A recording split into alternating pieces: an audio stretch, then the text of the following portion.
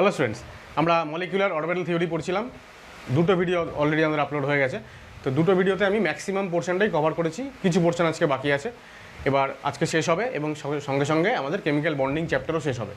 যদিও আমি আগে থেকেই বলে রেখেছিলাম যে কেমিক্যাল বন্ডিং চ্যাপ্টার আজকে শেষ হবে, কিন্তু এস ব্লক বা পি ব্লক এলিমেন্ট পড়ার জন্য কিছু কিছু সামান্য ছোটোখাটো টপিক্স আছে যেগুলো আমাদের দরকার, সেগুলো আমি এই প্লেলিস্টেই পরবর্তী সময়ে ধীরে সুস্থে আপলোড করব। আপাতত আমরা বলতে পারি যে আজকের ভিডিওর পরে কেমিক্যাল বন্ডিং চ্যাপ্টার কমপ্লিট। এবার আগের দিন আমি শেষ করেছিলাম একটা ট্রিক দিয়ে, যে আমি কী করে নাম্বার অফ ইলেকট্রন থেকে বন্ড অর্ডার সরাসরি বলতে পারবো উইদাউট এনি ক্যালকুলেশন। এবার সেই পার্টিকুলার যে ট্রিকের যে টেবিলটা ছিল, সেই টেবিলটা আজকে আমি এক্সটেন্ড করছি, একটু বাড়াচ্ছি, এবং আমি টেবিলটা এখানে অলরেডি লিখে রেখেছি। তোমরা এই টেবিলটা লেখার আগে হেডিং একটা করে দাও আবারও, যে এমওটি ট্রিক্স। এবার এখানে আমি 3টে কলাম করেছি। দেখো, নাম্বার অফ ইলেকট্রন লিখে রেখেছি অলরেডি, আমরা 1 থেকে 20 ইলেকট্রন সিস্টেম পর্যন্ত পড়বো। বন্ড অর্ডার আর number of unpaired electron. Number of unpaired electron যদি আমি পেয়ে যাই টেবিল থেকে, সেটা থেকে আমি ডিরেক্টলি বলতে পারবো যে সিস্টেমটা প্যারাম্যাগনেটিক নাকি ডায়াম্যাগনেটিক। এবার এটা খুবই সোজা, দেখো কী করে হচ্ছে। দেখো, আমি প্রথমে আগের দিন এই 8 থেকে 20 পর্যন্ত বলেছিলাম। 8 থেকে 20 পর্যন্ত মনে রাখার যে ট্রিকটা, সেটা আজকেও ওটাই আমি ফলো করতে বলছি, খুবই ভালো। সেটা হচ্ছে 14 নম্বর যে 14 নম্বর ইলেকট্রন যে সিস্টেমের, তার বন্ড অর্ডার হচ্ছে 3। এই সিস্টেমটা কে ছিল? নাইট্রোজেন অথবা C2 2-। তারপর এইখান থেকে শুরু করে আমরা বলছিলাম যত আমি ওপরের দিকে যাচ্ছি বা যত আমি নিচের দিকে নামছি, 0.5 করে কমছে ভ্যালু। তো 0.5 করে যদি কমে, তাহলে 13 ইলেকট্রন সিস্টেমের 2.5, 2.0, 1.5, 1.0, 0.5 আর 8 নম্বরে গিয়ে 0 হয়ে যাচ্ছিল। যতক্ষণ 0 হবে সেখানে গিয়ে আমি থামবো। তাহলে ওখান থেকেও যদি নিচে নামি, তাহলে 2.5, 2.0, 1.5, 1.0, 0.5 এবং 0। তাহলে আমাদের উইদাউট এনি ক্যালকুলেশন আমরা সিস্টেম দেখেই খালি চিনে যাব যে তার বন্ড অর্ডার কত। ধরা যাক তোমাকে বললো যে কার্বন C2, কার্বনের বন্ড অর্ডার কত। এখন আমি জানি যে নাইট্রোজেন 14, তার হচ্ছে 3, তাহলে 13-এর 0.5 কমাও, আবার 12-এ আসো, আবার 0.5 কমাও, মানে 1 কমিয়ে দাও, 3 থেকে 1 কমে গেল, 2 পড়ে থাকলো। ঠিক আছে, খুবই সোজা। যদি আমাকে বলে যে ফ্লুরিনের কত, F2 আমরা জানি 18 ইলেকট্রন সিস্টেম, তাহলে নাইট্রোজেন যদি 3 হয়, 14-এর যদি 3 হয়, তাহলে 14 থেকে 18 মানে কত? 4 ঘর। 4 ঘর মানে এবার 0.5 করে যদি যায়, তাহলে 4 ঘরে কতটা ডিস্টেন্স হবে? ডিস্টেন্স হবে 2। তাহলে 3 থেকে 2 বাদ দাও, পড়ে থাকলো কত? 1। তাহলে 18 ইলেকট্রন সিস্টেমের অর্থাৎ F2 এর বন্ড অর্ডার হচ্ছে 1। এবার এইটুকু পোর্শন আজকে আমি এর সঙ্গে সিঙ্ক করে দেবো, তাহলে পুরোটাই আমাদের মনে থাকবে। এবার 1 থেকে 8 পর্যন্ত মনে রাখার জন্য জাস্ট একটা সিকোয়েন্স আছে, ওটাকে দুবার রিপিট হবে আর কি। কী সিকোয়েন্স? সেটা হচ্ছে দেখো 0.51, 0.50, এই সিকোয়েন্সটা আরেকবার রিপিট হয়ে যাবে। 0.51, 0.50। তাহলে আবার যদি আমি এখানে লিখি 0.51, 0.5 আর এই যে 0 অলরেডি হয়ে গেছে, তাহলে 8 পর্যন্ত। 8 পর্যন্ত তাহলে এই সিকোয়েন্সটা আমার দুবার ফলো হয়ে গেল, 0.51, 0.50। তাহলে 1 থেকে 8 কমপ্লিট হয়ে গেল। এদিকে আমরা 8 থেকে 20 আগেই কমপ্লিট করে ফেলেছিলাম। ঠিক আছে, আনপেয়ার্ড ইলেকট্রন কী করে করবো? এটা আরও সোজা। আনপেয়ার্ড ইলেকট্রন খালি তুমি অল্টারনেট 10 বসাও, বাইনারি সিস্টেমের মতন 10 10, খালি 10 বসাতে থাকো, 10 একদম শেষ পর্যন্ত 1 0 1 0 হয়ে গেল। এইবার আমি আগের দিন বলেছিলাম যে এই 10 ইলেকট্রন সিস্টেম মানে বোরন, আর 16 ইলেকট্রন সিস্টেম মানে হচ্ছে অক্সিজেন, এরা দুজন হচ্ছে এমন সিস্টেম যেখানে ইভেন নাম্বার অফ ইলেকট্রন থাকে কিন্তু এরা প্যারাম্যাগনেটিক হয়। তাহলে এই দুজনের ক্ষেত্রে খালি এই জিরোটাকে কেটে দাও, আর এখানের ক্ষেত্রে এই জিরোটাকে কেটে দাও, কেটে এখানে তুমি করে দাও 2। ঠিক আছে, জিরোটাকে আমি এরকম ক্রস সাইন না দিয়ে জিরোটাকে বরং এরকমভাবে কেটে দাও, 0 হচ্ছে না। এই দুটো এক্সেপশন খালি, এবং এগুলো আমরা আগেও পড়েছি। O2 আর B2-র ক্ষেত্রে প্যারাম্যাগনেটিক হয় ইভেন নাম্বার অফ হলেও। এবার বাদবাকি এই পুরো জিনিসটা থেকে কী বোঝা গেল? দেখো, যেখানে যেখানে ইভেন নাম্বার সবার হচ্ছে 0, তাহলে যদি কোয়েশ্চেনে খালি এটাই বলে 4টে সিস্টেম দিয়ে which of the following is paramagnetic, তাহলে শুধু আমাকে কী করতে হবে? নাম্বার অফ ইলেকট্রন কাউন্ট করে দেখতে হবে জোড় সংখ্যা না বিজোড় সংখ্যা। ঠিক আছে, ধরা যে দিল C2-, তাহলে C2 মানে 12 আর মাইনাস মানে আরেকটি ইলেকট্রন 13। এবার এই যে 13 হয়ে গেল, বিজোড় সংখ্যা হয়ে গেল প্যারাম্যাগনেটিক। যদি বলে যে Li2 3 3 6টা ইলেকট্রন জোড় সংখ্যা হলেই ডায়াম্যাগনেটিক 0, জোড় সংখ্যা 6 হলেই 0। জোড় সংখ্যাতে কেবলমাত্র O2 আর B2 এই দুজন হচ্ছে প্যারাম্যাগনেটিক, বাকি সমস্ত জোড় সংখ্যক ইলেকট্রন সিস্টেম হচ্ছে ডায়াম্যাগনেটিক এবং বিজোড় সংখ্যক সবাই হচ্ছে প্যারাম্যাগনেটিক। ঠিক আছে, তাহলে এই সিকোয়েন্সটা মনে রাখো, জিনিস অনেক পরিষ্কার এবং অনেক সহজ হয়ে যাবে। এরপর দেখো আয়োনাইজেশন এনার্জি নিয়ে 2-4 কথা বলতে হবে।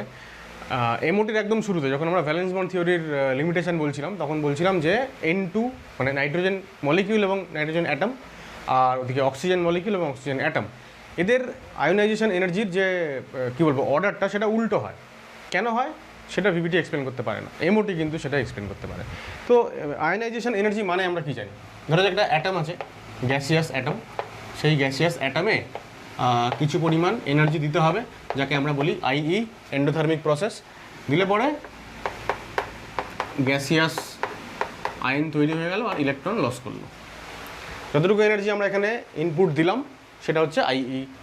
একই রকমভাবে যদি এ না হয়, যদি A2 হয়, তাহলেও ব্যাপারটা একই হয়ে যাবে, সরি প্লাস আইই, তাহলে A2 প্লাস হয়ে গেল আর ইলেকট্রন হয়ে গেল, ইলেকট্রন বেরিয়ে গেল বাইরে। এবার কথা হচ্ছে যে আমরা যে এমওটি পড়লাম, এমওটিতে একটা জেনারেল ট্রেন্ড কী দেখলাম, যে অ্যাটমিক অরবিটালগুলো তারা যখন পরস্পর ওভারল্যাপ করে তখন দুটো এমও তৈরি করে। এই দুটো এমওর এটা হয়তো একটু বেশি উপরে হয়ে গেল, যাই হোক ইকুইডিস্ট্যান্ট হবে এক্ষেত্রে। তো আমরা এনার্জির যে ট্রেন্ড বা এনার্জির যে অর্ডারটা বললাম, তার মধ্যে বন্ডিং এমোর এনার্জি সব থেকে কম, তার থেকে একটু বেশি এনার্জি হচ্ছে AOগুলোর, অ্যাটমিক অরবিটালগুলোর, আর অ্যান্টি বন্ডিংয়ের এনার্জি সব থেকে বেশি। তাহলে আমরা যদি এনার্জি কথা যদি বলি, তাহলে BMOর এনার্জি সব থেকে কম, তারপরে অ্যাটমিক অরবিটাল আর অ্যান্টি বন্ডিং মলিকুলার অরবিটালের সব থেকে বেশি। এইবার ইলেকট্রন ধরো বেরোচ্ছে, ইলেকট্রন কোত্থেকে বেরোবে? আউটার মোস্ট শেল থেকে। এবার আউটার মোস্ট শেল, ধরো কোনো একজনের আউটার মোস্ট শেল হচ্ছে এই বন্ডিং এমও, সেখান থেকে ইলেকট্রন বাইরে বেরোচ্ছে, আর কোনো একজনের হচ্ছে অ্যান্টি বন্ডিং এমও হচ্ছে আউটার মোস্ট শেল। তাহলে আউটার মোস্ট শেলের যেহেতু এনার্জি অ্যান্টি বন্ডিংয়ের ক্ষেত্রে এনার্জি বেশি, মানে স্টেবিলিটি কম ওখানে ইলেকট্রনের, তাহলে ইলেকট্রনকে ওখান থেকে বাইরে বের করে নেওয়া কী হবে? সহজ হবে। আমরা এমনিতে কী জানি, যখন আয়োনাইজেশন এনার্জি মানে একদম পরমাণুর ক্ষেত্রে একদম সব থেকে বাইরের যে কক্ষপথ, সেখান থেকে ইলেকট্রনকে বাইরে বের করতে হবে, তাতে যতটা এনার্জি লাগবে। যত ভেতর দিকে যাচ্ছি তত তো ইলেকট্রনের স্টেবিলিটি বাড়ছে, তাই না? এনার্জি কমছে, স্টেবিলিটি বাড়ছে। আর যত বাইরের কক্ষপথের দিকে যাচ্ছি তত ইলেকট্রনের এনার্জি বাড়ছে। এনার্জির ফর্মুলা আমরা জানি, এনার্জি বাড়ছে ফলে স্টেবিলিটি কমছে। এখন আমরা জানছি যে এনার্জি সব থেকে বেশি কার এর মধ্যে? Anti bonding. তাহলে অ্যান্টি বন্ডিংয়ের এনার্জি যদি বেশি হয়, স্টেবিলিটি যদি কম হয় ইলেকট্রনের, তাহলে ওখান থেকে ইলেকট্রনকে বের করা তুলনামূলক সহজ হবে। একটু কঠিন হবে যদি অ্যাটমিক অরবিটাল থেকে ইলেকট্রন বের করতে হয়, আর সব থেকে কঠিন হবে যদি বন্ডিং এমও থেকে ইলেকট্রন বের করতে হয়, কারণ বন্ডিং এমও অনেক ভেতরের দিকে আছে। ইনফ্যাক্ট যদি ভেতরের দিকে নাও থাকে, যদি এটাই বাইরের অরবিটাল হয়, তাহলে বন্ডিং তো স্টেবিলিটি দেয় সিস্টেমকে, তাহলে বন্ডিং এমওতে ইলেকট্রন থাকতে চায়, ইলেকট্রন সেখানে স্টেবল জায়গা থেকে যদি ইলেকট্রনকে বাইরে বের করতে চাই, তাহলে অনেক বেশি এনার্জি অ্যাপ্লাই করতে হবে। সুতরাং আইই ভ্যালু বেড়ে যাবে। তাহলে আমরা যদি এবার আইইর ভ্যালু লিখি, তাহলে অর্ডারটা ডেফিনেটলি উল্টে যাবে। বিএমওতে আইইর ভ্যালু সব থেকে বেশি, মানে বিএমও থেকে ইলেকট্রন বের করা সব থেকে কঠিন ব্যাপার, তারপরে অ্যাটমিক অরবিটাল। আর অ্যান্টি বন্ডিং এমও থেকে ইলেকট্রন বাইরে বের করা সব থেকে সহজ, সব থেকে কম এনার্জি সাপ্লাই করে ইলেকট্রনকে বাইরে বের করা যাবে। ন্যাচারালি এখানে আইইর ভ্যালু সব থেকে কম। তাহলে এই হয়ে গেল আমাদের লজিক। এই লজিকের উপর বেস করে প্রত্যেকটা আনসার হবে, ঠিক আছে? প্রথম এক্সাম্পল যেটা আমরা করবো সেটা হচ্ছে, দেখো O2 ভার্সেস N2। O2 আর N2-র মধ্যে কার আইই ভ্যালু বেশি হবে? যদি আমরা ইলেকট্রনিক কনফিগারেশনের দিকে তাকাই, তাহলে দেখবো যে এর ক্ষেত্রে O2-র ক্ষেত্রে আমাদের পাই স্টার 2px আর পাই স্টার 2py, এইটা হচ্ছে হাইয়েস্ট অকুপাইড মলিকুলার অরবিটাল, তাই তো?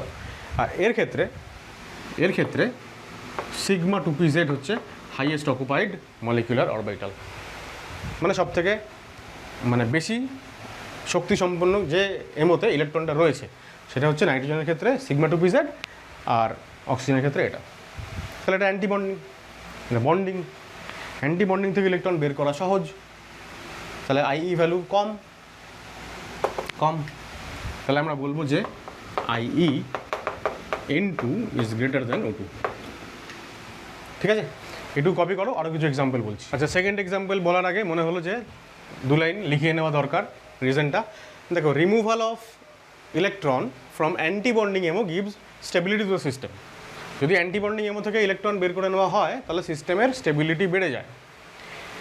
এই পার্টিকুলার কী বলবো ফ্রেজটা আমরা আগের দিন অন্য একরকমভাবে পড়েছিলাম। কী পড়েছিলাম? অ্যান্টি বন্ডিং থেকে যদি ইলেকট্রন বেরিয়ে যায় তাহলে সিস্টেমের, আমরা ক্যালকুলেট করেও দেখলাম যে সিস্টেমের বন্ড অর্ডার বেড়ে যাচ্ছিল। যদি এটা লিখেও রাখি বরং এখানে ব্র্যাকেটে, যে বন্ড অর্ডার ইনক্রিজেস। যদি এবিএমও থেকে ইলেকট্রন বেরিয়ে যায় তাহলে বন্ড অর্ডার বেড়ে যায়, তার মানে কি স্টেবিলিটি, সিস্টেমের স্টেবিলিটি বেড়ে যাচ্ছে। তাই যদি হয় তাহলে সিস্টেম সেটা চাইবে করতে। So this removal of electron is easiest. খুব সহজেই সিস্টেম এটা করতে চাইবে। Can be done applying a little amount of energy. খুব অল্প পরিমাণ শক্তি প্রয়োগ করেই এই কাজটা করা যায়, মানে এবিএমও থেকে ইলেকট্রন বের করা যায়। সুতরাং আইই ভ্যালু ইজ ভেরি লো, খুব কম। কিন্তু while removal of electron from bonding molecular orbital decreases stability. decreases stability কেন? কারণ এক্ষেত্রে বন্ড অর্ডার কমে যায়। আমরা বাই এক্সপেরিমেন্টও দেখেছিলাম, যেহেতু বন্ড অর্ডার কমে যাচ্ছে সিস্টেম সেটা চাইবে না, স্টেবিলিটি কমে যায়। সো সিস্টেমটা চাইবে না, তাই জন্য লিখছি যে so this removal of electron is unfavourable. এই রিমুভালটা চট করে হতে চায় না। যদি করতে হয় large amount of energy is required. অনেক বেশি পরিমাণ শক্তি তখন অ্যাপ্লাই করতে হয়। ন্যাচারালি আইই ভ্যালু অনেক বেড়ে যাচ্ছে, তাই জন্য আমরা এই বিএমও থেকে ইলেকট্রন বের করা বলছি সব থেকে কঠিন, আইই ভ্যালু ম্যাক্সিমাম। আর এবিএমও থেকে ইলেকট্রন চলে গেলে আইই ভ্যালু হয়ে যায় মিনিমাম। এওটা অ্যাটমিক অরবিটাল, যেহেতু তার এনার্জি লেভেল এবিএমও আর বিএমওর মাঝামাঝি, তাই তার আইই ভ্যালুও মাঝামাঝি হবে। ঠিক আছে, এইবার আমি এই সেকেন্ড এক্সাম্পল যেটা আমরা ভিবিটিতে বলেছিলাম সেইটাতে আসি। দেখো, O2 ভার্সেস অক্সিজেন। O2 থেকে ইলেকট্রন যদি বেরোতে চায় তাহলে কোত্থেকে বের করতে হবে? আবারও বললাম, এবিএমও থেকে ইলেকট্রন বেরোবে, আর এখানে অ্যাটমিক অরবিটাল থেকে ইলেকট্রন বেরোবে। কোত্থেকে ইলেকট্রন বের করা সহজ? এবিএমও। তাহলে এবিএমও থেকে আইই ভ্যালু হচ্ছে, তাহলে যদি এবিএমও থেকে বেরোয় তাহলে তাড়াতাড়ি বেরিয়ে যাবে, কম এনার্জি অ্যাপ্লাই করে বেরিয়ে যাবে, তাহলে আইই ভ্যালু কম হবে। তাহলে O2 লেস দ্যান O।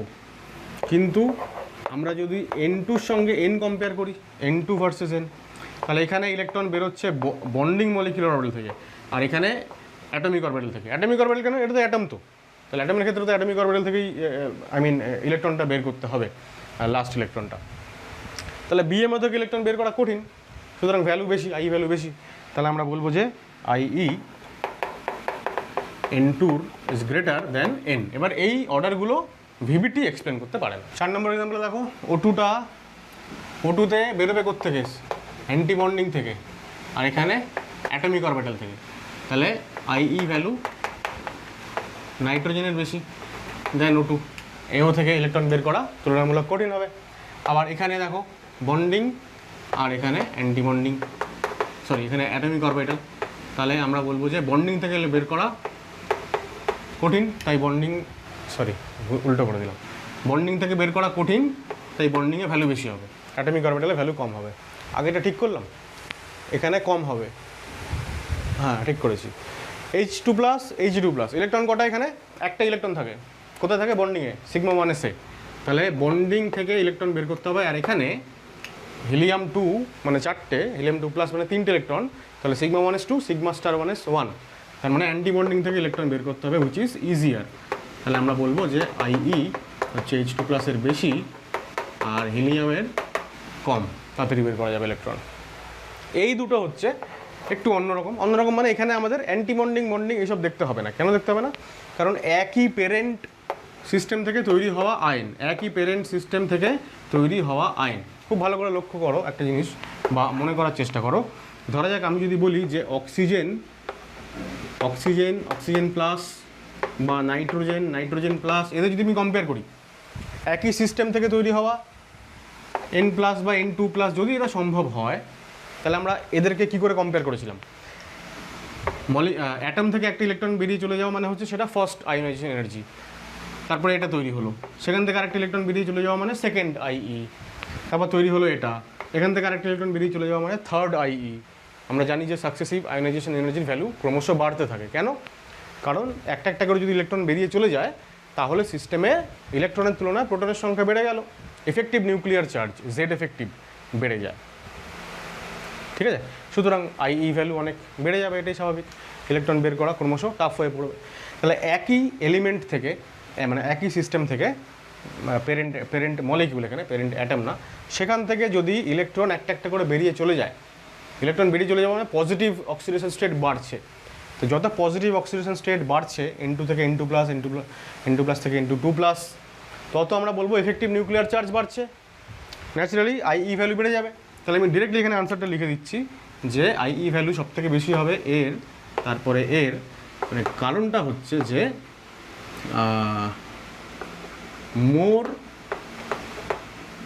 মোর পজিটিভ অক্সিডেশন স্টেট মানে হচ্ছে মোর এফেক্টিভ নিউক্লিয়ার চার্জ, এটা হচ্ছে ফ্যাক্টর।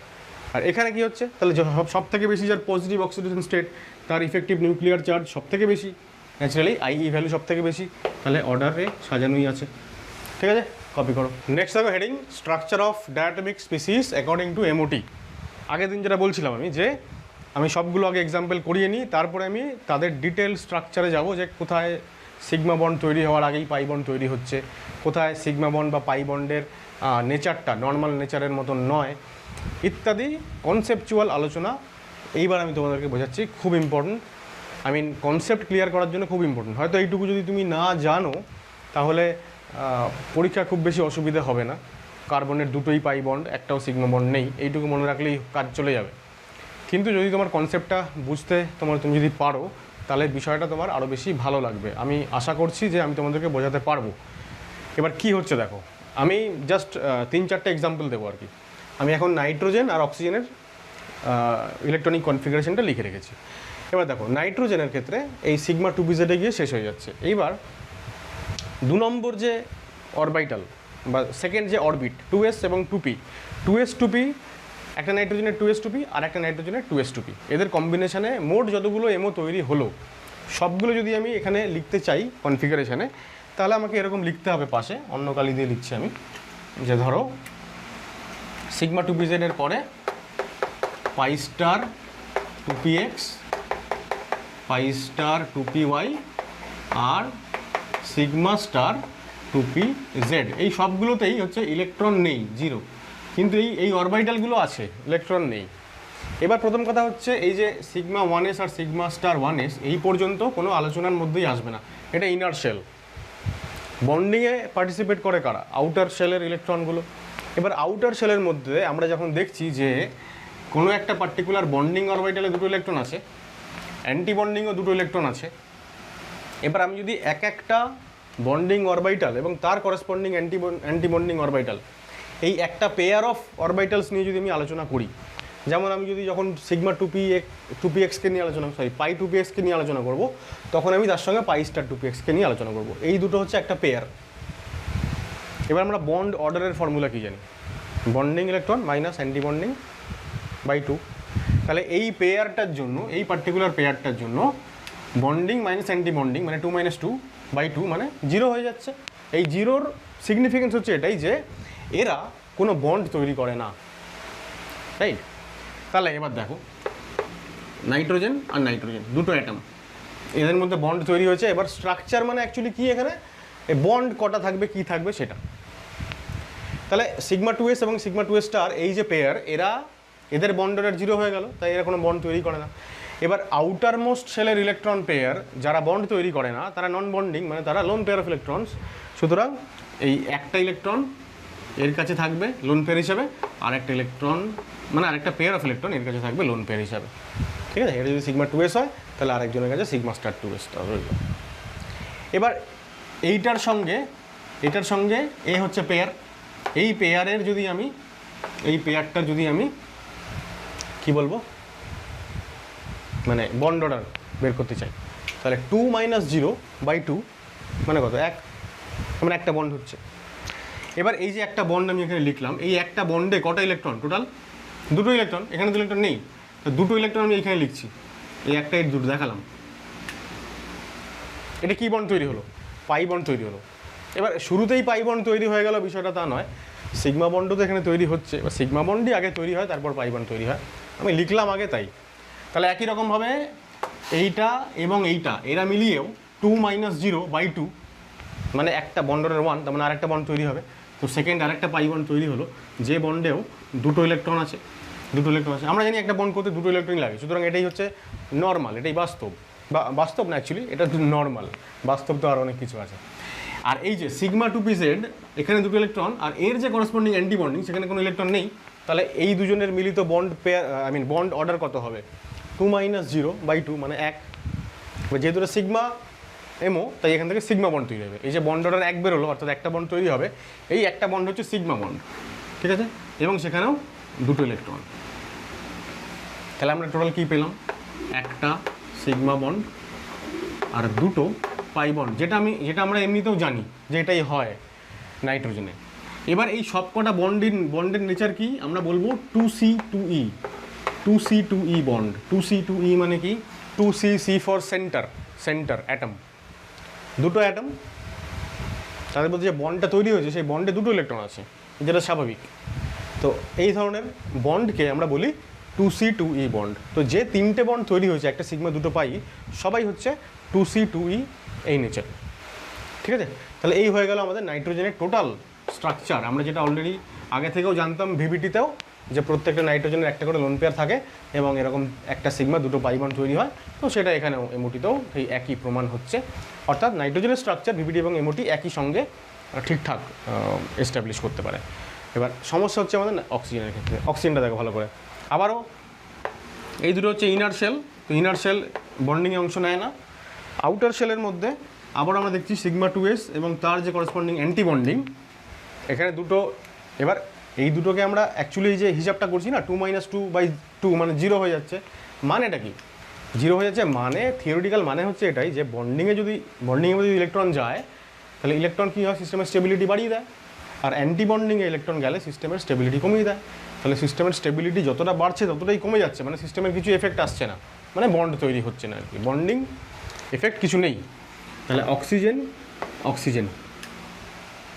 তাহলে এই যে এরা এরা এরা এরা লোন পেয়ার তৈরি করবে। যেমন এখানটায় আমরা লিখলাম যে বন্ড অর্ডার 0 হয়ে যাচ্ছে, মানে বন্ডিং হচ্ছে না, নন বন্ডিং, সুতরাং লোন পেয়ার। তাহলে একটা অক্সিজেনের এই লোন পেয়ার থাকলো, আর একটা অক্সিজেনের এই লোন পেয়ার থাকলো, ঠিক আছে? এবার সিগমা, এবার আমি এখানে লিখেছি পুরোটা যতটা হয়েছে আর কি। এবার বাদ বাকি খালি অরবিটালগুলো আমি লিখিনি। খালি অরবিটাল একটাই লেখা বাকি আছে, সেটা হচ্ছে সিগমা স্টার 2pz। তাহলে এই যে সিগমা 2pz আর এই যে সিগমা স্টার, এখানে 0 ইলেকট্রন। তাহলে বন্ড অর্ডার কত হচ্ছে এই পার্টিকুলার অরবিটালের কম্বিনেশনে? 2-0/2 মানে 1। তার মানে এখান থেকে একটা সিগমা বন্ড তৈরি হবে, রাইট? তাহলে একটা সিগমা বন্ড তৈরি হয়ে গেল। কত ইলেকট্রন সিগমা বন্ডে? দুটো। তাহলে আমি এখানে ব্র্যাকেটে লিখে দিচ্ছি অলরেডি যে একটা সিগমা বন্ড, এই সিগমা বন্ডটার কেমন নেচার? 2C2E, ঠিক আছে? দুটো সেন্টার মানে দুটো অ্যাটম, আর বন্ডে দুটো ইলেকট্রন। নেক্সট এইটাকে দেখো, খুব ভালো করে লক্ষ্য করো। পাই 2px আর তার যে অ্যান্টি বন্ডিং, বন্ড অর্ডার কত হবে এই দুটোর কালেকটিভলি? 2-1/2 না, মানে কত হয়ে যাচ্ছে? হাফ না? এবার এই যে বন্ডটা তৈরি হচ্ছে, এই বন্ডে টোটাল কটা ইলেকট্রন আছে? দুটো আর তিনটে। তাহলে এটা হচ্ছে একটা এমন বন্ড তৈরি হবে, পাই বন্ড তৈরি হচ্ছে, পাই অরবিটাল যেহেতু ওভারল্যাপ করছে, পাই বন্ড। তাহলে পাই বন্ড তৈরি হবে 2C3E বন্ড, তিনটে ইলেকট্রন, 3E। তাহলে আমরা সেটাকে এরকমভাবে রিপ্রেজেন্ট করি, এই একটা ইলেকট্রন, এই একটা ইলেকট্রন, আর এই একটা ইলেকট্রন, পাই বন্ড কিন্তু এটা। তাহলে একটা এমন পাই বন্ড তৈরি হলো যেখানে 2C3E বন্ড তৈরি হয়েছে। একই রকমভাবে এটাও তাই হবে। আচ্ছা, আমি এখানে পরপর দুখানে এক্স লিখে দিয়েছি, হ্যাঁ, এটা ওয়াই হবে। তাহলে সিগমা 2py আর সিগমা স্টার 2py এখানেও একই রকম, এক্স্যাক্টলি এটার মতন, দুটো একটা, এখানেও দুটো একটা। তার মানে আবারও বন্ড অর্ডার হচ্ছে কত? 0.5, বন্ড অর্ডার 0.5, এবং সেটাও একটা 2C3E বন্ড। তাহলে আমি বলবো যে দুটো পাই বন্ড তৈরি হচ্ছে, যে পাই বন্ড দুটোর নেচার হচ্ছে 2C3E, এবং most importantly bond order sigma বন্ডের জন্য হচ্ছে 1, একটা পাই বন্ডের জন্য হচ্ছে 0.5, আর একটা পাই বন্ডের জন্য হচ্ছে 0.5। 0.5 কেন? এই যে 2 - 1/2। তাহলে এই হচ্ছে টোটাল আমাদের বন্ড অর্ডার, ঠিক আছে? সুতরাং 1 + 0.5 + 0.5 টোটাল বন্ড অর্ডার অক্সিজেনের 2 হয়, আমরা জানি। টোটাল বন্ড অর্ডার 2, তার মানে এই নয় যে অক্সিজেনের দুটো বন্ড আছে, ঠিক আছে? অক্সিজেনের কোথায় লিখবো আমি? ওপরটায় লিখি, একটু মুছে নিই এই জায়গাটা মুছে নিই একটুখানি। অক্সিজেন আমরা ভিবিটি থেকে কি পড়লাম? ভিবিটি বলছে অক্সিজেনের স্ট্রাকচার হচ্ছে এরকম। এখন দুটো বন্ড যদি অক্সিজেনের হয় তাহলে প্রত্যেকটা অ্যাটমে দুটো করেই লোন পেয়ার থাকতে হবে, না হলে অক্টেট ফিল আপ হচ্ছে না অ্যাকর্ডিং টু ভিবিটি। আর ভিবিটির থেকে প্রাপ্ত এই স্ট্রাকচারটাই হচ্ছে ইনকারেক্ট। কেন ইনকারেক্ট? কারণ এ অক্সিজেনের প্যারাম্যাগনেটিজম ব্যাখ্যা করতে পারে না। প্যারাম্যাগনেটিজম এই স্ট্রাকচার থেকে ব্যাখ্যা হয়, যেহেতু এই যে অড ইলেকট্রন আছে, 3টে ইলেকট্রন আছে, রাইট? এবার মুশকিলটা হচ্ছে আমরা এর পরবর্তী যা যা আলোচনা করব থ্রু আউট ইনঅর্গানিক কেমিস্ট্রি, আমরা অক্সিজেনের স্ট্রাকচার এইটা ধরেই চলি আর কি, তাতে অসুবিধে কিছু হয় না। যদি পার্টিকুলারলি আমাদের বলে যে এমো থিওরি অনুযায়ী অক্সিজেনের স্ট্রাকচার আঁকো, তখন এইটা আঁকতে হবে। এবং মনে রাখতে হবে যে অক্সিজেন পরমাণুতে, O2 মলিকিউলের মধ্যে অক্সিজেন পরমাণুতে একটা মাত্র লোন পেয়ার থাকে। এখানে যেমন দুটো lone pair, this is not correct. Oxygen atom in oxygen molecule is having only one lone pair, ঠিক আছে? বোঝানো গেল কি বললাম? তাহলে এই যে 3টে বন্ড আমরা দেখতে পাচ্ছি, অ্যাকচুয়ালি এটা একটা বন্ড, এটা হাফ বন্ড, এটা হাফ বন্ড। কারণ দুটো ইলেকট্রন নিয়ে যদি একটা বন্ড হয়, তার এফেক্ট একটুখানি কমিয়ে দিচ্ছে পাই স্টার ওখানকার একটা ইলেকট্রন থেকে। এর স্টেবিলিটি বাড়াচ্ছে দুজন, একজন কমিয়ে দিচ্ছে, তাহলে এফেক্টিভলি স্টেবিলিটি বাড়াচ্ছে কে? একজন। তাহলে এই একটা ইলেকট্রন হচ্ছে এফেক্টিভলি বন্ড তৈরি করছে, তাই বন্ড অর্ডার হাফ। তাহলে অক্সিজেনের টোটাল বন্ড অর্ডার 1 + 1/2 + 1/2 = 2, ঠিক আছে? এইবার যদি আমরা এখান থেকে অক্সিজেনের যদি কোনো আয়ন তৈরি করি, সাপোজ O2-, তাহলে একই রকমভাবে আমি একটা এক্সাম্পল দেখাই, উপরটা মুছে নিয়ে একটু দেখো। আমি যদি বলি যে O2-, পারঅক্সাইড আয়ন, 18 ইলেকট্রন, তাহলে এই যে সিগমা স্টার 1 আর এখানে সিগমা স্টারে 1, এখানে আরও একটা করে ইলেকট্রন অ্যাড হবে, তো 16খানা ইলেকট্রন আছে এখানে। অক্সিজেনের এই যে আমি ইলেকট্রন বিন্যাসটা লিখেছি, এখানে টোটাল 16 ইলেকট্রন দেখাতে পারছি। তাহলে এটা যদি 2 হয়ে যায় এবং এটা যদি 2 হয়ে যায়, তাহলে হয়ে গেল 18 ইলেকট্রন। তাহলে এইটা হয়ে গেল। এবার আমি এখানে লিখতে পারি যে দিস ইজ O2-, 18 ইলেকট্রন, ঠিক আছে? এইবার দেখো এর স্ট্রাকচার কী করে আঁকবো। আমি একটু এইগুলো মুছে নিই, তাহলে বোঝাতে সুবিধা হবে। এবার দেখো, তাহলে অক্সিজেন দুটো অক্সিজেন অ্যাটম, আবারও এরা লোন পেয়ার তৈরি করবে, তাই না? বন্ডিংয়ে দুটো, অ্যান্টি বন্ডিংয়ে দুটো। এফেক্ট পুরোপুরি, একটার এফেক্ট অন্যটা পুরোপুরি নিউট্রালাইজ করছে, তাই এরা বন্ডিংয়ে অংশগ্রহণ করলো না, একটা করে লোন পেয়ার পেয়ে গেল, ঠিক আছে? এবার সিগমা 2pz আর এখানে সিগমা স্টার 2pz এ ইলেকট্রন হচ্ছে 0, সুতরাং এদের কম্বিনেশানে একটা সিগমা বন্ড তৈরি হবে যেমনটা হয়েছিল, এবং সেটা 2C2E, ঠিক আছে? আর এইবার ভালো করে লক্ষ্য করো, এই π2px আর এই π2py দুটো কী হলো? ক্যান্সেল হয়ে গেল, বন্ড অর্ডার 0 হয়ে গেল, তো তার মানে বন্ড হবে না। আবার এটার সঙ্গে এটাও তাই, 2 - 2/2, তার মানে বন্ড অর্ডার 0 হয়ে গেল, আবারও বন্ড হবে না। তাহলে আউটার মোস্ট শেলের অরবাইটাল যারা বন্ড তৈরি করছে না, তাহলে এটার মতন ওরাও কী করবে? লোন পেয়ার তৈরি করবে। তাহলে এটার সঙ্গে এটা মিলিয়ে একটা লোন পেয়ার, আর এটার সঙ্গে এটা একটা লোন পেয়ার, π2px আর π2px স্টার, এবং π2py এবং π2py স্টার, এরা মিলিয়ে আরেকটা লোন পেয়ার। তাহলে এই অক্সিজেন অ্যাটমের 3টে লোন পেয়ার, ঠিক আছে? 3টে লোন পেয়ার। তাহলে এই হচ্ছে পারঅক্সাইড আয়নের স্ট্রাকচার। আমরা জানি যে পারঅক্সাইড আয়নে সিঙ্গেল বন্ড থাকে, ও সিঙ্গেল বন্ড, ঠিক আছে? এবং এই লোন পেয়ার আরেকটা করে এক্সট্রা এসে গেল, মানে দুজনের মাথায় একটা করে নেগেটিভ চার্জ এসে গেল, তাই জন্য 2-। দেখো কার্বনের 12টা ইলেকট্রন C2, তাহলে 2, 4, 6, 8, 10, 12। এবার এগুলো ফাঁকা অরবাইটাল, কোনো ইলেকট্রন নেই। আবারও দেখো আমি একই নিয়মে যাব, যে ইনার অরবাইটাল বন্ডিংয়ে টেক পার্ট করবে না, আউটার অরবাইটালের এই যে সিগমা আর তার করেসপন্ডিং সিগমা স্টার, এরা পরস্পরকে ক্যান্সেল আউট করছে, দুটো স্টেবিলাইজিং, দুটো ডিস্টেবিলাইজিং। তাহলে এদের মধ্যে মানে এই দুটোর জন্য এবং এই দুটোর জন্য একটা করে এরা লোন পেয়ার পাবে, ঠিক আছে, non bonding orbital in outermost shell. এবার এইখানে চলে আসো, সিগমাতে ইলেকট্রন 0, সিগমা 2p-এ ইলেকট্রন নেই মানে সিগমা বন্ড তৈরি হবে না। পাই অরবিটালে ইলেকট্রন আছে, তাহলে এই 2px আর তার করসপন্ডিং এই যে পাই স্টার, এদের জন্য বন্ড অর্ডার কত, 2 - 0/2 মানে 1, মানে একটা পাই বন্ড আছে। তাহলে একটা পাই বন্ড আছে যেখানে দুটো ইলেকট্রন, ওখানে তো নেই। আর এটার সঙ্গে এটাও যদি বলি তাহলেও 2 - 0/2 মানে একটা পাই বন্ড তৈরি হচ্ছে এবং টোটাল ইলেকট্রন দুটো। তাহলে আবারও একটা পাই বন্ড তৈরি হবে যেখানে ইলেকট্রন হচ্ছে দুটো। তাহলে 2 সেন্টার 2 ইলেকট্রন বন্ডস দুটো তৈরি হলো। আমরা লিখছি 2 পাই বন্ডস, দুটো পাই বন্ড যারা কিনা 2 সেন্টার 2 ইলেকট্রন মানে নর্মাল দুটো পাই বন্ড। এবং আমরা জানিও যে বন্ড অর্ডার কার্বনের কত হয়, 2 হয়। তো দুটো পাই বন্ড, সিগমা বন্ড কেন নেই, কেন পাই বন্ডই আছে তার এক্সপ্লেনেশন হয়ে গেল যে সিগমা অরবিটালে তো কোনো ইলেকট্রনই নেই, তাহলে সিগমা বন্ড তৈরি হবে কী করে। ঠিক আছে, এই হয়ে গেল কার্বন। তাহলে এইবার আমাদের মনে থাকবে যে C2 মলিকিউলে দুটো pi bond and no sigma bond. B2টা আরও ইন্টারেস্টিং।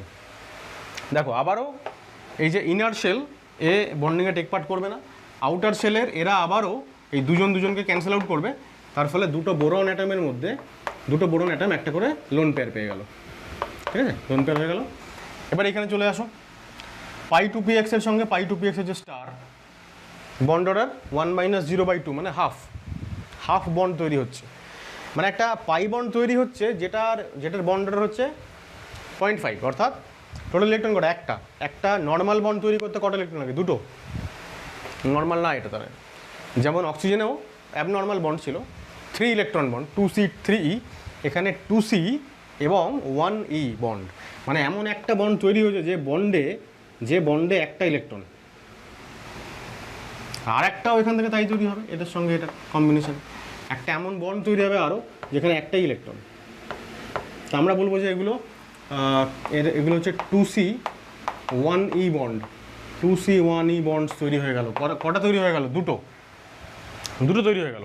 এবং সেই দুটো কী ধরনের bond, pi bond. Sigma bond এখানেও নেই, কারণ সিগমা অরবিটালে ইলেকট্রন নেই। তাহলে 2 পাই বন্ডস, দুটো পাই বন্ড তৈরি হয় যাদের নেচার কেমন, যাদের নেচার হচ্ছে 2C1E বন্ড। এবং তাহলে একটা করে যদি ইলেকট্রন থাকে, আমরা এক্ষুনি প্রমাণ করলাম যে 1 - 0/2 মানে হাফ, তাহলে বন্ড অর্ডার হচ্ছে এখানে হাফ প্লাস হাফ মানে 1। আমরা এর আগেও প্রমাণ করেছি যখন আমরা হোমোনিউক্লিয়ার আগের দিন পড়লাম যে বোরনের বন্ড অর্ডার 1, কিন্তু বন্ড অর্ডার 1 মানে আমরা একটা বন্ড, দেখবে আমি একটা বন্ড লিখিনি, দুটো বোরন অ্যাটমের মধ্যে একটা বন্ড লিখিনি, কারণ একটা বন্ড তো থাকে না, থাকে তো দুটো বন্ড যারা 2C1E মানে হাফ দুখানা বন্ড থাকে। সো এইটা হচ্ছে আরও ইন্টারেস্টিং একটা ব্যাপার। এবারে এত ডিটেলড কোয়েশ্চেন মনে হয় না আসবে পরীক্ষাতে, কিন্তু জিনিসটা আমরা শিখে রাখলাম। যদি বাই এনি চান্স যেই অ্যাডভান্সে আসতেই পারে, বলা যায় না, নিট বা যেই মেন পরীক্ষাতে আসবে না এটুকু গ্যারান্টি দেওয়া যায়। সুতরাং এই হচ্ছে স্ট্রাকচার সংক্রান্ত কনসেপশন। আচ্ছা, এরপরে এমওটি সংক্রান্ত কয়েকটা প্রশ্ন উত্তর করাবো, তারপরে হচ্ছে আমাদের বাকি থাকবে হচ্ছে হেটেরোনিউক্লিয়ার ডায়াটমিক সিস্টেম, সেটা সংক্রান্ত কিছু কথা বলবো, তারপরে আমাদের আজকের ভিডিও শেষ হবে। তো দুটো কোয়েশ্চেন অলরেডি আমি এখানে লিখে রেখেছি। দেখো, প্রথমটা হচ্ছে বলছে which of the following species are paramagnetic. Diamagnetic আমরা অলরেডি আজকে শুরুতে একটা টেবিল বানালাম, সেখানে বললাম যে যদি জোড় সংখ্যক ইলেকট্রন হয়, ইভেন নাম্বার অফ ইলেকট্রনস, তাহলে অবশ্যই ডায়াম্যাগনেটিক, এক্সেপ্ট বোরন আর অক্সিজেন। আর যদি আনইভেন মানে অড নাম্বার অফ ইলেকট্রন হয়, তাহলে অবশ্যই সবাই প্যারাম্যাগনেটিক হবে। তাহলে total number of electron count করা হচ্ছে আমার মূল কাজ, আর কোনো কাজ নেই এখানে। হাইড্রোজেনে কটা ইলেকট্রন থাকে, দুটো, তার মানে দুটো মানে কি ইভেন নাম্বার, ডায়াম্যাগনেটিক। তাহলে হলো না, যেটা হবে প্যারাম্যাগনেটিক সেটাকে আমি সার্কেল করে দেবো। ঠিক আছে, একটা ইলেকট্রন, তিনটে ইলেকট্রন, আনপেয়ার্ড মানে তোমার অড নাম্বার অফ ইলেকট্রন মানেই হচ্ছে প্যারাম্যাগনেটিক। ঠিক আছে, O2 প্যারাম্যাগনেটিক, 16টা ইলেকট্রন, তাহলে এখানে 17টা মানে প্যারাম্যাগনেটিক, এখানে 13টা প্যারাম্যাগনেটিক, এখানে 14 ইভেন ডায়াম্যাগনেটিক, এখানে 16টা ডায়াম্যাগনেটিক, এখানে 12টা ডায়াম্যাগনেটিক। ঠিক আছে, এই যে এইখানকার যে 16টা আর অক্সিজেনের 16টা, কিন্তু কনফিউজ হয়ে গেলে হবে না, ওই 16টা কিন্তু ডায়াম্যাগনেটিক, ক্যালকুলেট করে দেখে নাও। আচ্ছা, N2 14টা, B2 আর O2 হচ্ছে একমাত্র যারা ইভেন নাম্বার অফ ইলেকট্রন কিন্তু প্যারাম্যাগনেটিক। 12টা 14টা, ঠিক আছে, 12টা 14টা সবাই ডায়াম্যাগনেটিক। এখানে দেখো O2, এটা কি, এটা সোডিয়াম পারঅক্সাইড। সোডিয়াম পারঅক্সাইড দেখো দুটো সোডিয়াম, তো দুটো সোডিয়াম মানে 2Na+, তাহলে দুটো প্লাস যদি হয় তাহলে অক্সিজেনের মাথায় 2- নিশ্চয়ই, পারঅক্সাইড আয়ন। তাহলে 16 অক্সিজেন আর 2- মানে 18 ইলেকট্রন, 18 মানে ডায়াম্যাগনেটিক, ঠিক আছে, ইভেন নাম্বার। তারপরে C2 2-, ক্যালসিয়াম 2+, তাহলে C2 2-, এই C2 2- আগেই করেছি আমরা, diamagnetic. KO2 potassium super oxide, potassium যদি প্লাস হয় গ্রুপ 1 এলিমেন্ট তাহলে O2- হবে। O2 যদি 16 ইলেকট্রন হয়, O2- 17 ইলেকট্রন, সুতরাং 17 ইলেকট্রন মানে এটা প্যারাম্যাগনেটিক হয়ে গেল। যখনই আমাদের এরকম কোনো কম্পাউন্ড দিয়ে দেবে আমাদেরকে দেখতে হবে যে তার মধ্যে কোন পার্টিকুলার ডাইঅ্যাটমিক, হ্যাঁ, এবং মানে হোমোঅ্যাটমিক, কি বলবো, হোমোঅ্যাটমিক কিন্তু ডাইঅ্যাটমিক সিস্টেম আছে এরকম। যেমন এখানে পারঅক্সাইড, এখানে কার্বাইড, ওখানে সুপার অক্সাইড, এখানেও তাই। BaO2 দেখো, বেরিয়াম যদি 2+ হয় গ্রুপ 2 এলিমেন্ট তাহলে অক্সিজেনের মাথায় 2- মানে এটা পারঅক্সাইড, আর পারঅক্সাইড মানে এটা ডায়াম্যাগনেটিক, 18 ইলেকট্রন সিস্টেম। এটা দেখো BF4- হয় আমরা জানি, তাই না, BF3 বোরন, ট্রাইফ্লুরাইড ও লুইস অ্যাসিড, ও যদি F- যদি ওকে একটা ইলেকট্রন পেয়ার দান করে তাহলে ও BF4- তৈরি হয়। তাহলে BF4 যদি মাইনাস হয় তাহলে O2+, যদি হয় তাহলে O2+-এ 16-1 মানে 15 ইলেকট্রন, সুতরাং এটা অবশ্যই প্যারাম্যাগনেটিক সিস্টেম, ঠিক আছে। যদি এরকম আয়নিক স্পিসিস হয় তাহলে ক্যাটায়ন এবং অ্যানায়ন তার মধ্যে যে কোনো একটা প্যারাম্যাগনেটিক হলেই সিস্টেমটা প্যারাম্যাগনেটিক। এরকম না যে ক্যাটায়ন এবং অ্যানায়ন দুজনকেই আলাদা আলাদা করে প্যারাম্যাগনেটিক হতে হবে, তা না। দেখো Na2, তাহলে আবারও সোডিয়ামের দুটো সোডিয়াম প্লাস, তাহলে একটা অক্সিজেনের মাথায় 2-, মানে অক্সাইড আয়ন এটা। এবার যেহেতু এটা অক্সাইড মানে এটা অক্সিজেন অ্যাটম থেকে তৈরি হয়েছে, তাহলে এর ইলেকট্রন কনফিগারেশন আমাকে বলতে হবে যে 1s2, 2s2, 2p6, 2p4 থেকে দুটো ইলেকট্রন অ্যাড হয়েছে 2p6, সুতরাং 2p orbital fulfilled, unpaired electron নেই, সুতরাং এটা ডায়াম্যাগনেটিক, ঠিক আছে। একই রকম কোয়েশ্চেন হতে পারে, দেখো কম্পেয়ার ও বন্ড লেন্থ, 4টে কম্পাউন্ড দিয়ে সেখানে বলেছে ও বন্ড লেন্থ বের করতে হবে। একই বন্ড লেন্থ বের করার জন্য আগে আমাকে বন্ড অর্ডার দেখতে হবে। তাহলে BaO2 দেখো, BaO2 বেরিয়াম পারঅক্সাইডে বন্ড অর্ডার কত? পারঅক্সাইডে বন্ড অর্ডার হচ্ছে 1 অক্সিজেনের, ও একটা বন্ড মাঝখানে, একটু আগে আমরা প্রমাণ করলাম। SiF6টা না, SiF6 2- হয় আর O2 2+ হয়, তাহলে O2 2+-এ বন্ড অর্ডার কত? O2 2+ মানে কত ইলেকট্রন? 14টা ইলেকট্রন, অক্সিজেন 16, তাহলে O2 2+ 14 ইলেকট্রন হলে বন্ড অর্ডার হয়ে যায় 3, 14 ইলেকট্রন হলে বন্ড অর্ডার হয়ে যায় 3। KO2 অক্সিজেন, তাহলে O2-, তাহলে 17টা ইলেকট্রন, 17 যদি ইলেকট্রন হয় তাহলে বন্ড অর্ডার হয়ে যাবে কত? 14 যদি 3 হয় তাহলে 16-র 2, 17-র 1.5। আর এখানে অ্যাকচুয়ালি O2+ আর SF6- হয়, তাহলে O2+ মানে আমাদের 15 ইলেকট্রন সিস্টেম, 14 ইলেকট্রন সিস্টেম যদি 3 হয় বন্ড অর্ডার, 15 ইলেকট্রন সিস্টেমে 2.5। তাহলে আমরা যদি বন্ড অর্ডারে যদি সাজাই, আমরা অ্যাকচুয়ালি না কী করব, এটাকে A বলছি, এটাকে B, এটাকে C, এত বড় বড় স্ট্রাকচার আর লিখতে ইচ্ছা করছে না, এটা D। তাই যদি হয় তাহলে বন্ড অর্ডার সব থেকে বেশি কার? B এর, তারপরে এই যে 2.5 D এর, তারপরে C, তারপরে A। সুতরাং বন্ড লেন্থের অর্ডার কী হবে? উল্টো হয়ে যাবে না? B D C A। তো এইরকম কোয়েশ্চেন কিন্তু, এইরকম ধরনের কোয়েশ্চেন কিন্তু খুবই কমন আর কি, আসতেই পারে। এরকম 4টে কম্পাউন্ড দিয়ে বললো যে এদের বন্ড লেন্থের অর্ডার হচ্ছে এরকম, 4টেকে দিয়ে দিল পরপর বিভিন্ন 3-4 রকমের কম্বিনেশন করে, বা এদের বন্ড অর্ডারেরও এরকম সঠিক ক্রমটা কোনটা, 4টে অপশান থাকলো। সুতরাং এগুলো খুবই সহজ যদি আমাদের টেবিলটা মনে থাকে। টেবিল মনে থাকলে এগুলো করা জাস্ট একটা 1 মিনিট 2 মিনিটের ব্যাপার, ঠিক আছে। পরবর্তী কোয়েশ্চেনটা দেখো, NN bond length in nitrogen is less than N2+, কিন্তু NO bond length in NO greater than NO+, এটা এক্সপ্লেন করতে হয়। কী করে করবো?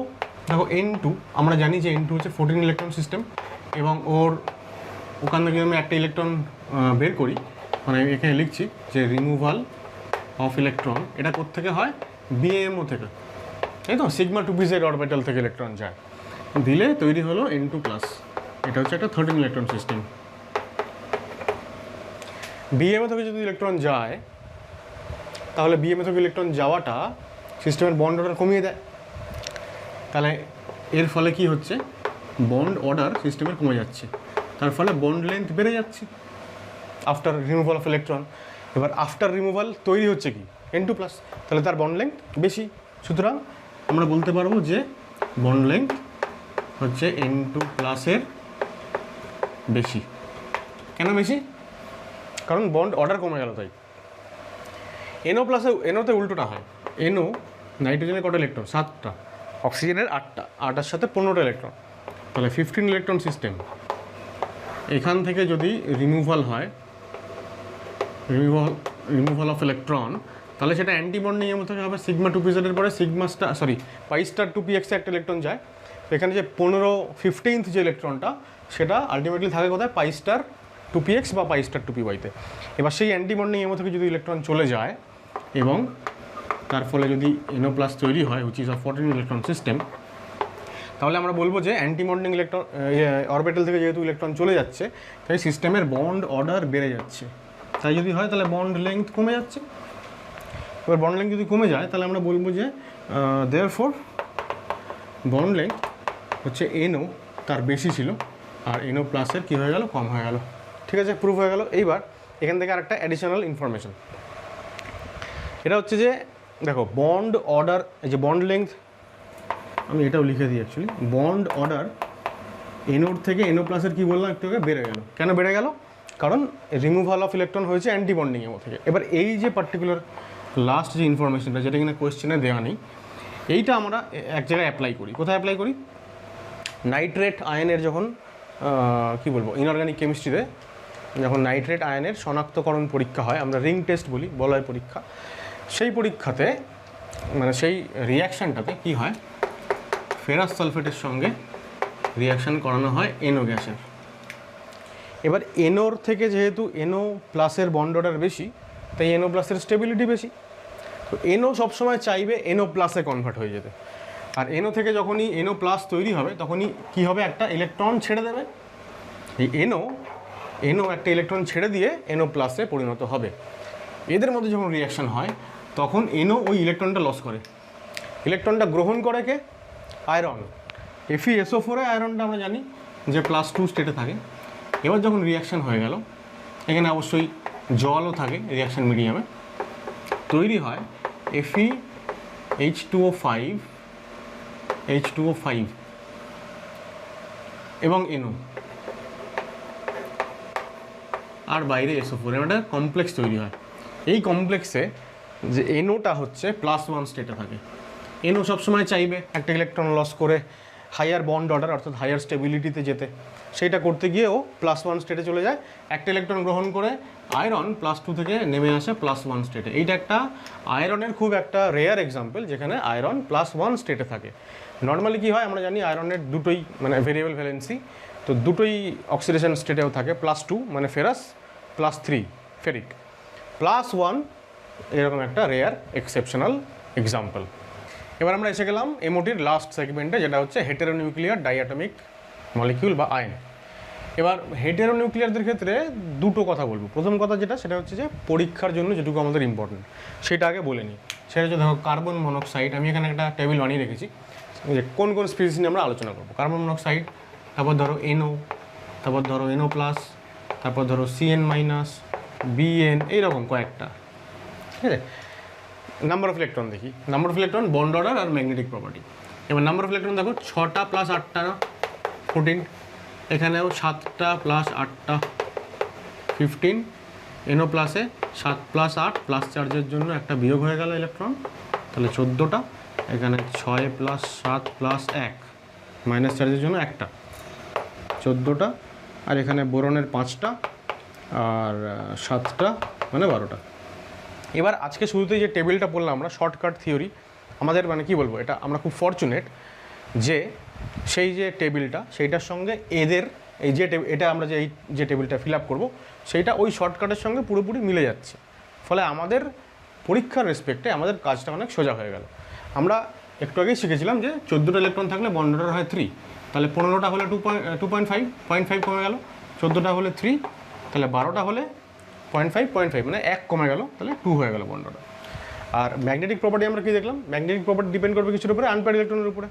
এবার আমরা দেখলাম যদি সবার যদি জোড় সংখ্যক ইলেকট্রন থাকে, ইলেকট্রন সংখ্যা যদি জোড় সংখ্যক হয়, ইভেন হয়, তাহলে তারা সবাই ডায়াম্যাগনেটিক হয়। তাহলে এটা ডায়াম্যাগনেটিক, দিস ইজ ডায়াম্যাগনেটিক, এটা অ্যান্ড এটা, এখানেও জোড় সংখ্যক অবশ্য ডায়াম্যাগনেটিক। আর যেখানে বিজোড় সংখ্যক ইলেকট্রন সেটা প্যারাম্যাগনেটিক হয়, আনপেয়ার্ড ইলেকট্রন, বাকিগুলোতে ডায়াতে 0 আর ওখানে আনপেয়ার্ড ইলেকট্রন কিছু একটা থাকে। এবার কথা হচ্ছে যে আমাদের যতটুকু এইটুকু হচ্ছে আমাদের সিলেবাসে আছে, এরপরে বন্ড এনার্জি বা বন্ড অর্ডার তো আমরা দেখতেই পাচ্ছি, বন্ড লেংথ ক্যালকুলেশন যদি দেয় তাহলে সেগুলোতে সবসময় যে ঠিকঠাকভাবে ফলো হবে সেটা নাও হতে পারে। আমি একটু আগে যে এক্সাম্পলটা দেখালাম সেটা হচ্ছে NO আর NO+। আমরা দেখলাম যে NO+ is more stable, NO সবসময় কনভার্ট হয়ে যেতে চায় NO+-এ। কেন? কারণ তাহলে অ্যান্টি বন্ডিং থেকে একটা ইলেকট্রন বাইরে চলে যায়, যেটা হচ্ছে স্টেবিলিটি দেয় সিস্টেমকে।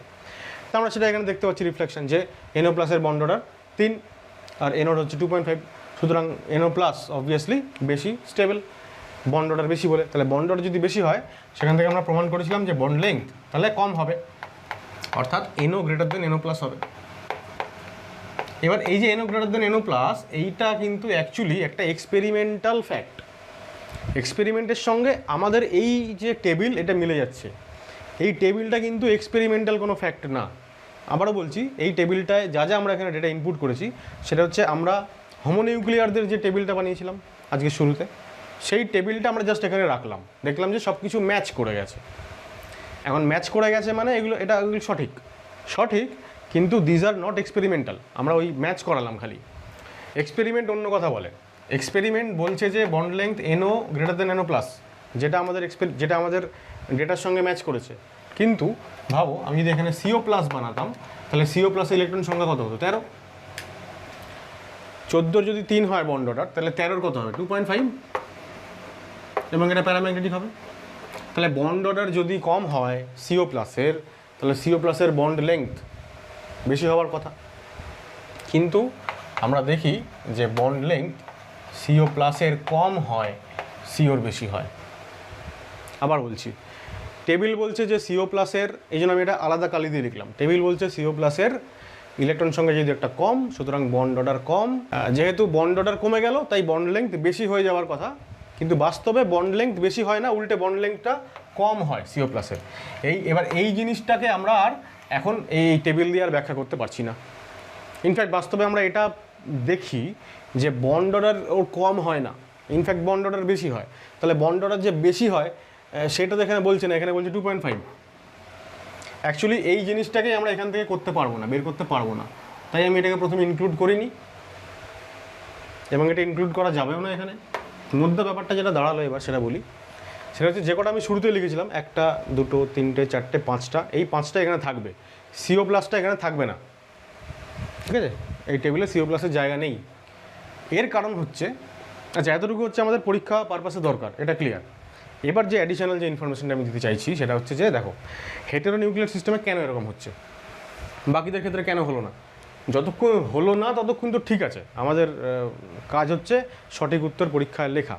তো যতক্ষণ কোনো সমস্যা হলো না ততক্ষণ ঠিক আছে, আর যখন সমস্যা হলো তখন আমাকে অরিজিনাল কারণটা জানতে হবে। কারণটা হচ্ছে এটা যে হোমোনিউক্লিয়ার ডাইঅ্যাটমিক মলিকিউল বা আয়ন্সগুলোর ক্ষেত্রে, হোমোনিউক্লিয়ার তো মানে যে দুটো অ্যাটমিক অরবিটাল পরস্পরের সঙ্গে লিনিয়ারলি ওভারল্যাপ হবে, লিনিয়ার কম্বিনেশন হবে, তাদের এনার্জি লেভেল সেম, তাই তারা লিনিয়ারলি কম্বাইন্ড হতে পারে, অরবিটালগুলো পরস্পরের কাছাকাছি এসে ওভারল্যাপ করতে পারলো, একটা লোয়ার এনার্জি বন্ডিং, একটা হায়ার এনার্জি অ্যান্টি বন্ডিং এমও তৈরি হলো। কিন্তু যখন দুটো অ্যাটমই পরস্পর আলাদা তখন তাদের, মানে ধরো আমি যদি বলি CN-, তাহলে কার্বনের একটা 1s, নাইট্রোজেনের একটা 1s, তাদের সেই দুটো 1s-এর এনার্জি একই হবে সেটা তো এক্সপেক্ট করা যায় না, বাস্তবে আলাদা হয়। একই রকমভাবে কার্বনের 2s, নাইট্রোজেনের 2s, কার্বনের 2p, নাইট্রোজেনের 2p, তাদের সেই অরবিটালগুলোর শক্তি আলাদা আলাদা হয়, ফলে তারা একই এনার্জি লেভেলে যেহেতু নেই, তারা লিনিয়ারলি কম্বাইন্ড হয়ে মলিকুলার অরবিটাল তৈরি করতে পারে না। সুতরাং এদের ক্ষেত্রে কী হয়, ইচ অ্যান্ড এভরি টাইম প্রত্যেকটা আলাদা আলাদা সিস্টেমে, সব সিস্টেমেই মিক্সিং অফ অরবাইটাল হয়, যেটা আমরা হোমোনিউক্লিয়ারে যেটা লেস দ্যান ইকুয়াল টু 14 ওই টাইপ 1দের ক্ষেত্রে দেখছিলাম, সেইটা এখানে সব জায়গাতে হয়। সব জায়গাতে মানে সব অরবাইটালগুলোর ক্ষেত্রে হয়। যেখানে হয় সেখানে মিক্সিং হয়, সেখানে বন্ডিং বা অ্যান্টি বন্ডিংও তৈরি হয়, মানে বন্ড ফর্মেশন হয়। আর যেখানে মিক্সিং হতে পারে না সেখানে বন্ডই তৈরি হয় না। এবং আমরা হেটেরোনিউক্লিয়ারদের ক্ষেত্রে, হোমোনিউক্লিয়ারদের ক্ষেত্রে যেমন আমরা একটা সিকোয়েন্স পেয়েছিলাম, এনার্জির অর্ডার পেয়েছিলাম মলিকুলার অরবাইটালগুলোর, প্রথমে সিগমা 1s, তারপর sigma star 1s, sigma 2s, sigma star 2s পরপর বাড়ছে। এখানে প্রত্যেকটা সিস্টেমের জন্য ওই এনার্জি সিকোয়েন্সের কোনো জেনারেলাইজড ফর্ম আমরা পাবো না, সাধারণ কোনো এনার্জির অর্ডার পাবো না। প্রত্যেকটা সিস্টেমের জন্য আলাদা আলাদা অর্ডার হয়, ফলে বিষয়টা অনেক জটিল। জটিল বলেই আমাদের ওইগুলো এখানে লিখতে হচ্ছে না, CO বা NO+, এদের মলিকুলার অরবাইটালের ডায়াগ্রাম আঁকতে হচ্ছে না, তাদের ইলেকট্রনিক কনফিগারেশন লিখতে হচ্ছে না। হ্যাঁ, এবার আমরা কি করতে পারি, এই যে যেহেতু এগুলো সব মিলে গেল, আমরা হোমোঅ্যাটমিকের যে এনার্জি সিকোয়েন্স পেয়েছিলাম, প্রথমে সিগমা 1s দুটো, তারপরে সিগমা স্টার 1s দুটো, এইভাবে ইলেকট্রন ভরতে পারি আমরা, মানে খাতায় লিখতে পারি। লিখে 14 ইলেকট্রন, তো 14খান ইলেকট্রন দিয়ে ভরিয়ে দিলাম। দেওয়ার পরে বন্ড অর্ডার ক্যালকুলেট করলাম, দেখলাম যে হ্যাঁ 3ই এসছে, মানে ওটা ম্যাচ করেছে। এটা আমাদের কি বলবো, আমরা ফরচুনেট। কিন্তু ম্যাচ নাও করতে পারে, যেমনটা যদি ম্যাচ করেও যায়, ম্যাচ করার পরবর্তী যে কনসিকুয়েন্সগুলো, বন্ড এনার্জির যা সেখান থেকে যা বন্ড এনার্জির কি বলবো, কম্পেয়ার করলে কার বেশি কার কম যা আসার কথা, বন্ড লেংথ যা আসার কথা, সেটা সবসময় ম্যাচ করতে নাও পারে, যেমনটা আমরা এখানটা দেখলাম। ঠিক আছে, এবার সেই জটিল আলোচনার মধ্যে আমরা যাচ্ছি না, যেহেতু পরীক্ষায় আসবে না, সিলেবাসে নেই, অনেক হায়ার স্টাডিজে এইগুলো থাকে। তবে যদি কখনো মনে হয় যে হ্যাঁ এগুলো একটু বলে নিলে ভালো হয়, পরবর্তী কোনো সময় অবশ্যই তাহলে আমি সেরকম একটা ভিডিও বানাবো, যেখানে শুধুমাত্রই হেটেরোঅ্যাটমিক সিস্টেমদের, হেটেরোঅ্যাটমিক তোমার হচ্ছে ডায়াটমিক মলিকিউলদের এনার্জি লেভেল ডায়াগ্রাম, এমও ডায়াগ্রাম কেমন হয় সেটা দেখাবো আমি। তো আপাতত আমাদের এই এখনকার মতন এমওটি এখানে শেষ হলো। শুধু 2 লাইন আমি একটু যা বললাম সেগুলো লিখিয়ে নিচ্ছি। দেখো, বলছে formation of MO in heteronuclear diatomic molecules or ions always occur through mixing of AO irrespective of total number of electron. Electron সংখ্যা যাই হোক না কেন, এখানে সবসময় মিক্সিং হয় অরবিটালসগুলো। এইবার বলছে order of energy level of এমওগুলোর যে energy level 1s 2s sigma 1s sigma 1s star, এগুলো can not be generalized in heteronuclear species because every heteronuclear species has its own order of energy of MOs. কথাটার মানে কি, যেহেতু mixing ঘটছে, এবার কোন অরবিটালের সঙ্গে কোন অরবিটালের মিক্সিং ঘটবে সেটা তো বিভিন্ন সিস্টেমের ক্ষেত্রে বিভিন্ন রকম হতে পারে। সিওর ক্ষেত্রে যা, এনোর ক্ষেত্রে হয়তো দেখা গেলো যে অন্য কোনো অরবিটালগুলোর মধ্যে মিক্সিং হচ্ছে, এটা হতেই পারে আলাদা আলাদা।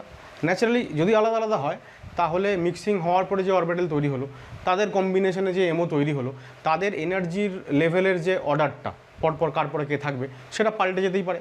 ফলে প্রত্যেকটা ইন্ডিভিজুয়াল সিস্টেমের আলাদা আলাদা এনার্জির অর্ডার থাকে। সেটা এখানে বলছে যে every heteronuclear species has its own order of energy of MOs. তাই জন্য এখানে কোনো জেনারেলাইজড ফর্ম আমরা পাই না, যেটা হোমোনিউক্লিয়ারদের ক্ষেত্রে পাই, একটা টাইপ 1 একটা টাইপ 2, সবাইকে ওখানে অ্যাপ্লাই করতে থাকি আমরা একটা সার্টেন নাম্বার অফ ইলেকট্রন পর্যন্ত, তো সেটা এখানে হয় না।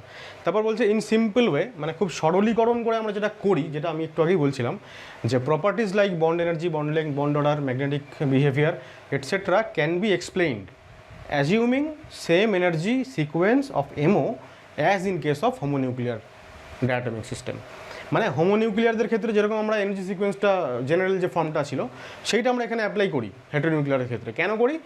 সিম্পলিফাই করার জন্য। এবং দেখি যে ম্যাক্সিমাম ক্ষেত্রেই বন্ড এনার্জি, বন্ড লেংথ, এই যে মানে এর যে এক্সপেরিমেন্টাল ফ্যাক্ট, তার সঙ্গে আমাদের এই হোমোনিউক্লিয়ারের মধ্যে অ্যাপ্লাই করে দিলে যা হয় সেটা ম্যাচ করে যাচ্ছে ম্যাক্সিমাম টাইমে।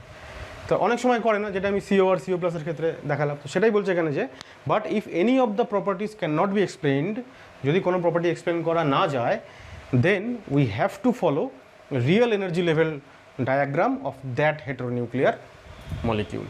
মানে এই যে আমরা বললাম যে বন্ড লেংথ CO আর CO প্লাস এটা ঠিকঠাক আসছে না আমাদের টেবিল থেকে, তো এইটা যদি আমাকে ঠিক করে মানে প্রপারলি যদি আমাকে এক্সপ্লেন করতে হয়, তাহলে এদের যে অরিজিনাল যে এমও ডায়াগ্রামটা আছে সেইটা এঁকে তারপর সেখান থেকে আমরা দেখব যে হ্যাঁ খুব সহজেই ব্যাখ্যা করা যাচ্ছে। তো সেইটা তো আমাদের যেহেতু এখন সিলেবাসে নেই, আমি সেই দিকে যাচ্ছি না। যদি কখনো পরে সম্ভব হয়, মানে প্রয়োজন হয়, তাহলে ডেফিনেটলি সেটা বলবো। আপাতত আমাদের মলিকুলার অরবিটাল থিওরি এবং কেমিক্যাল বন্ডিং চ্যাপ্টার এখানে শেষ হলো। আর মনে করিয়ে দিই যে কেমিক্যাল বন্ডিং চ্যাপ্টারে কিছু এক্সট্রা টপিক আমি পড়াবো বলেছিলাম, যেগুলো আমাদের ফার্দার এস ব্লক বা পি ব্লকে লাগবে, সেগুলো পরে আস্তে আস্তে এই একই প্লেলিস্টে আমি অ্যাড করতে থাকবো।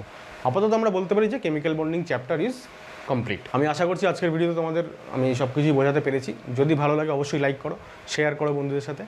আর পরবর্তী চ্যাপ্টার নিয়ে দেখা হচ্ছে খুব তাড়াতাড়ি।